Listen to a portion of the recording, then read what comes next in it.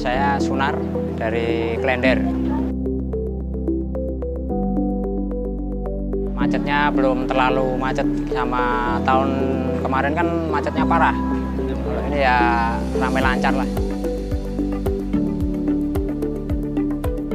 Bagus. Gimana ya, kalau ada antisipasi kecelakaan atau apa kan bisa ada yang dihubungin langsung gitu loh. Harapannya one way diperlakukan gimana ya, lebih sering sama lebih gimana ya, tanggalnya lebih diperlebar.